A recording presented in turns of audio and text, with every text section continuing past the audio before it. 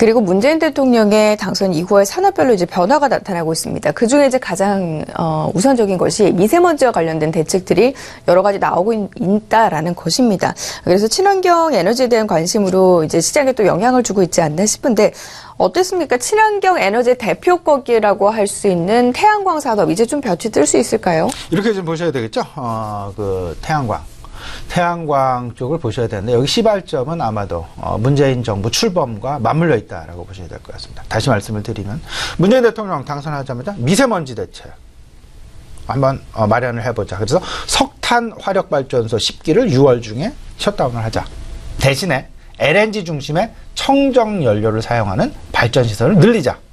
이러다 보니까 한국전력공사의 주가는 하락을 했고, 왜냐하면 비용 부담이 많이 드니까요.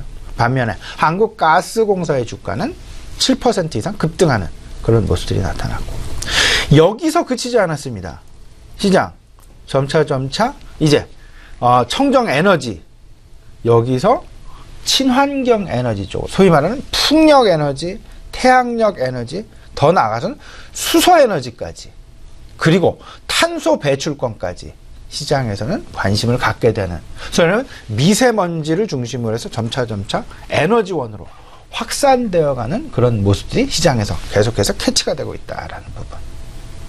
이 부분을 좀 생각을 해본다라면, 그리고 문재인 대통령의 공약 부분을 좀 생각을 해본다라면, 일단 2030년까지 친환경, 신재생 에너지원을 바탕으로 해서 총 우리나라에서 발전되는 물량의 20% 이상을 신재생 에너지원을 사용을 해서 발전을 하겠다라는 공약, 정책 실시될 것이다라는 거. 여기에는 아마도 가장 많이 지금 시장 내에서 관심을 받을 수밖에 없는 부분이 태양력 에너지일 것이다라는 부분이 되겠습니다. 태양력 에너지, 결국 이렇죠. 중국에 대한 문제가 분명히 한 가지가 존재하면서 폴리실리콘 가격 분명히 움직임 존재를 하고 있고요. 그 다음에 과연 이 부분에 대한 전체적인 수요 개선의 문제, 과연 어떤 방향으로 갈 것이냐라는 부분.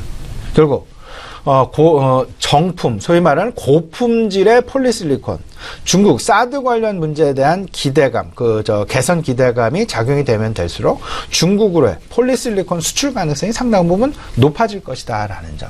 중국산 저가, 저품질보다는 우리나라 OCI 한화케미칼에서 만들고 있는 고품질의 폴리실리콘을 중국 시장에서도 상당 부분 많이 찾고 있다라는 부분.